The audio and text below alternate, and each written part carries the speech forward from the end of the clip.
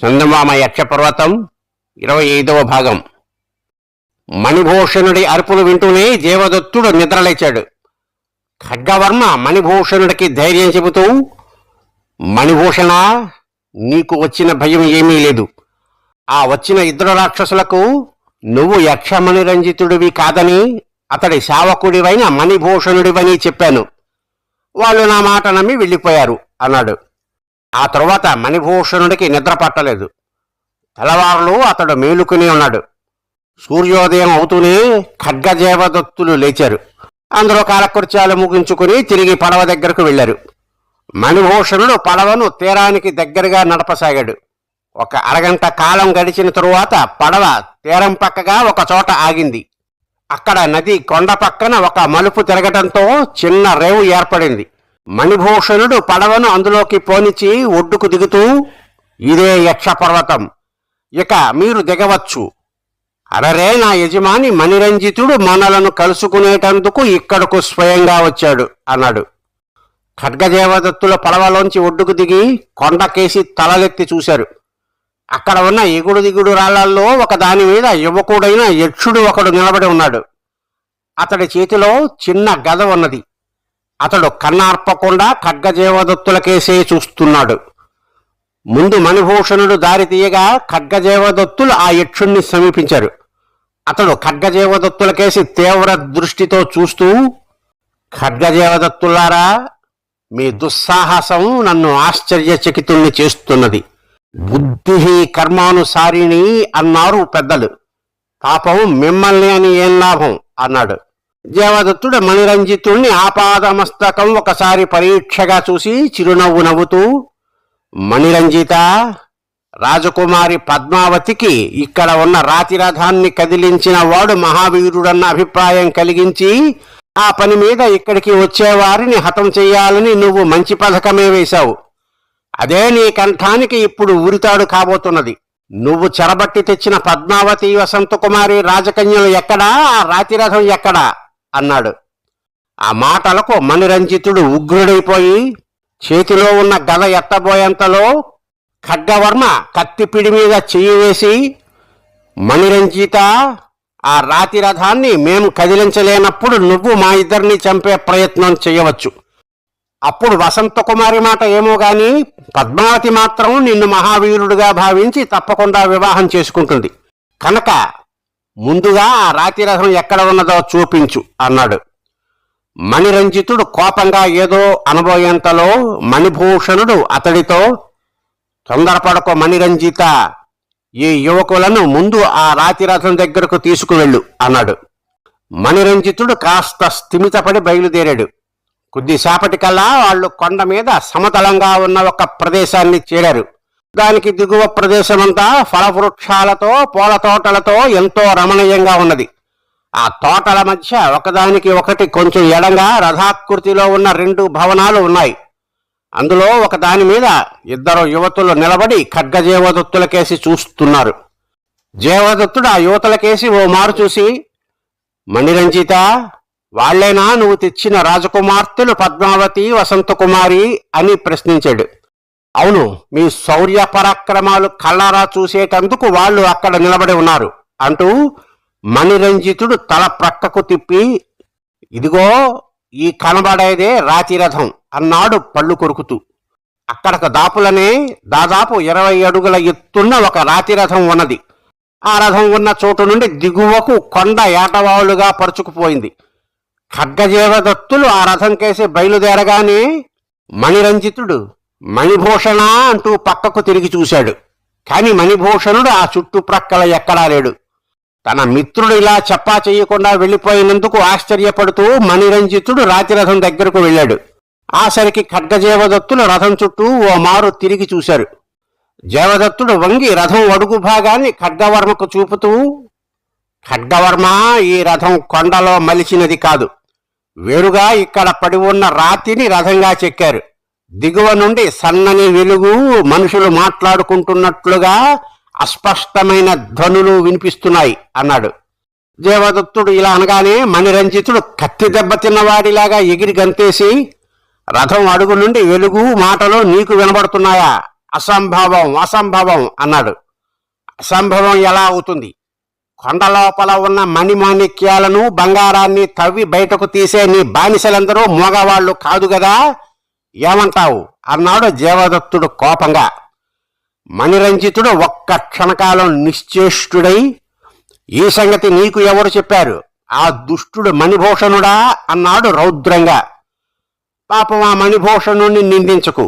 అతను నీకు సేవకుడో మిత్రుడో కూడా మాకు అర్థం కాని పద్ధతిలో నిన్ను గురించి మాట్లాడాడు. నేను నా దివ్య దృష్టితో ఈ యక్ష పర్వతానికి సంబంధించిన రహస్యాలన్నీ తెలుసుకున్నాను అన్నాడు దేవదత్తుడు నవ్వుతూ. మణిరంజితుడు కోపంతో ముక్కుపుటాలు అదురుతూ ఉండగా, దేవదత్త, ఈ ప్రగల్భాలకేం గాని రాతిరథాన్ని కదిలించగలవేమో ప్రయత్నించి చూడు. నీ శక్తి సామర్థ్యాలను కళ్ళారా చూసేటందుకు పద్మావతి ఆ భవనం మీద నిలబడి ఉన్నది అన్నాడు. దేవదత్తుడు ఖడ్గవర్మకు కనుసైగ చేసి దాపుల కొండ దిగువన రథాకృతిలో ఉన్న భవనాలకేసి చెయ్యి చూపిస్తూ, రాజకుమార్తెలు నిలిచి ఉన్న భవనం పక్కన ఉన్న ఆ అందమైన భవనం నీ నివాస గృహమే కదా మణిరంజిత అని అడిగాడు. అవును, ఈ ప్రశ్న అడగవలసిన అవసరం నీకెందుకు కలిగింది అన్నాడు మణిరంజితుడు. ఆ భవనం ఇప్పుడు తునాతునకలు కాబోతున్నది, నేలమట్టం కాబోతున్నది, ఇదిగో చూడు అంటూ దేవదత్తుడు మంత్రం జపించి దండాన్ని రాతిరథానికి గట్టిగా ఆనించి కాలితో ఒక్క తన్ను తన్నాడు. ఆ వెంటనే భూమి బద్దలవుతున్నంత భయంకరమైన శబ్దంతో రాతిరథం కదిలి ఏటవాలుగా ఉన్న కొండ దిగువకు బాణవేగంతో పోయి మణిరంజితుడి భవనాన్ని ఢీకొట్టింది.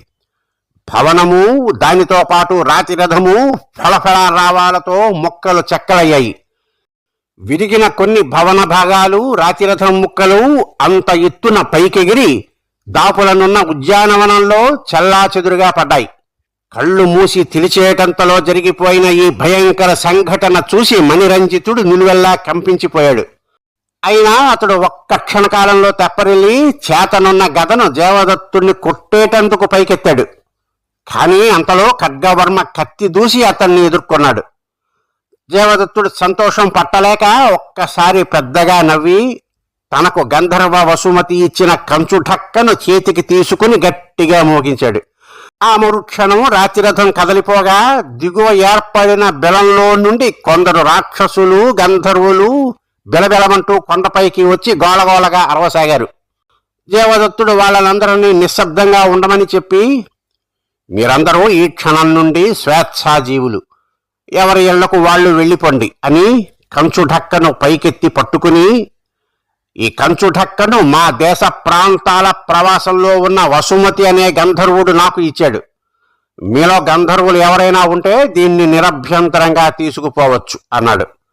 గంధర్వుల్లో ఒకడు ముందుకొచ్చి దేవదత్తుడు ఇచ్చిన కంచు ఢక్కను తీసుకుని కళ్ళకద్దుకున్నాడు. దేవదత్తుడు విముక్తులైన రాక్షసులకు, గంధర్వులకు ఏదో చెప్పబోయేంతలో అబ్బా అన్న మణిరంజితుడి చావుకేక వినిపించింది. దేవదత్తుడు తల తిప్పి చూశాడు. ఖడ్గవర్మ మణిరంజితుణ్ణి గాయపరిచి అతడు నేల మీద పడిపోగా అతడి గుండెల మీద కాలు పెట్టి కత్తిని అతడి కంఠానికి గురిచేసి నిలబడి ఉన్నాడు. ఆ దృశ్యం చూసి దేవదత్తుడికి కలిగిన ఆనందం అంతా ఇంతా కాదు. ఖడ్గవర్మ దేవదత్తుడితో, దేవదత్త, ఈ దుర్మార్గుడైన మణిరంజితుణ్ణి చంపటమా వదలటమా? వీడు రాజకుమార్తెలను అపహరించి తెచ్చి వాళ్లకే కాక వాళ్ల తల్లిదండ్రులకు కూడా మానసిక క్షోభ కలిగించాడు అన్నాడు. ఆ సమయంలో అక్కడికి రాజకుమార్తెలు పద్మావతి, వసంతకుమారి వచ్చారు. వసంతకుమారి కళ్ళెర చేసి కింద పడి ఉన్న మణిరంజితుడి కేసి చూస్తూ, ఈ నీచుడైన యక్షుణ్ణి చంపిన వీరుణ్ణి వివాహమాడతానని నేను ప్రతిజ్ఞ చేశాను. వీడి మరణం నేను కళ్ళారా చూడకపోతే ఇక నేను జీవితకాలమంతా బ్రహ్మచారిణిగా ఉండవలసిందే అన్నది. ఖడ్గవర్మ వసంతకుమారి కేసి చూసి ఆమె అద్భుత సౌందర్యానికి ముగ్ధుడైపోయాడు. ఆమెను భార్యగా పొందాలంటే మణిరంజితుణ్ణి తాను చంపి తీరాలి. ఈ ఆలోచన రాగానే అతడు కత్తిని మణిరంజితుడి కంఠంలో గుచ్చేటందుకు పైకెత్తాడు. అంతలో ఆకాశం నుండి ఆగండి అన్న భీకర స్వరం వినిపించింది. అందరూ తలలో పైకెత్తి చూశారు. హంసాకృతిలో ఉన్న విమానం ఒకటి వాళ్ళ ముందుకు వచ్చి నేల దిగింది. అందులో నుండి యక్షరాజు, మణిభూషణుడు బయటకు వచ్చారు. యక్షరాజు అక్కడ ఉన్న అందరికేసి ఓ మారు చూసి, ఖడ్గదేవదత్తులారా, మీరు మహావీరులు, సందేహం లేదు. జరిగిన సంగతులని మణిభూషణుడి ద్వారా విన్నాను. యక్షవంశంలో చెడగొట్టిన ఈ మణిరంజితుణ్ణి ప్రాణాలతో వదలండి. వాడు ఈనాటి నుండి బ్రతికి ఉండి కూడా జీవోత్సవం అన్నాడు. ఖడ్గవర్మ ఏమి చెయ్యటమా అని సందేహిస్తున్నంతలో దేవదత్తుడు, ఖడ్గా, యక్షరాజు చెప్పింది విన్నావు కదా, మణిరంజితుణ్ణి క్షమించి వదిలెయ్యి అన్నాడు. వీరపుర రాజకుమార్తె వసంతకుమారి ప్రతిజ్ఞ మాట ఏమిటి అన్నాడు ఖడ్గవర్మ ఆమె కేసి నిశితంగా చూస్తూ. వసంతకుమారి ఎక్కడలేని సిగ్గుతో తల వంచుకుని పద్మావతి చాటుకుపోవాలని చూసింది. యక్షరాజు చిరునవ్వు నవ్వి, మణిరంజితుడు బ్రతికుండి కూడా చచ్చినవాడి కిందే లెక్క అని ఇంతకు ముందే చెప్పాను కదా, అందువల్ల వసంతకుమారిని ప్రతిజ్ఞాభంగ దోషం అంటదు. ఇప్పుడు నేనే స్వయంగా రాతిరథం కదిలించిన మహావీరుడైన దేవదత్తుడితో పద్మావతికి, ఖడ్గవర్మతో వసంతకుమారికి వివాహం జరిపించబోతున్నాను. పుష్పమాలలు ఎక్కడ అన్నాడు. మణిభూషణుడు విమానంలో నుండి 4 పుష్పమాలలు తెచ్చి ఖడ్గదేవదత్తులకు, పద్మావతి, వసంతలకు తలా ఒకటి ఇచ్చాడు. పద్మావతి, దేవదత్తులు ఒకరి మెడలో ఒకరు పూలమాలలు వేసుకున్నారు. ఖడ్గవర్మ, వసంతకుమారి కూడా అలాగే చేశారు. చుట్టూ ఉన్న వాళ్ళ హర్షధ్వానాలతో ఆ ప్రదేశం మార్మోగిపోయింది. యక్షరాజు ఖడ్గదేవదత్తుల్ని వాళ్ళ భార్యలతో పాటు విమానంలో ఎక్కమని చెప్పి, వాళ్ళు విమానంలో ఎక్కి కూర్చోగానే, ఖడ్గదేవదత్తులారా, మీ ఇచ్ఛామాత్రంతో ఈ విమానం మీరు కోరిన ప్రదేశానికి వాయువేగంతో ప్రయాణిస్తుంది. ఈనాటి నుండి 1 రోజుల పాటు దీన్ని మీరు యథేచ్ఛగా ఉపయోగించుకోవచ్చు. ఆ తరువాత నా విమానం నా దగ్గరకు తిరిగి వస్తుంది. శుభం, వెళ్ళిరండి అన్నాడు. మీ దయకు ఎంతో కృతజ్ఞులం యక్షరాజా అని ఖడ్గదేవదత్తులు, పద్మావతి, వసంతలు యక్షరాజుకు నమస్కరించారు. విమానం రివ్వుమంటూ పైకి లేచి పద్మవీరపురాలకేసి బయలుదేరింది. అయిపోయింది. స్వస్తి.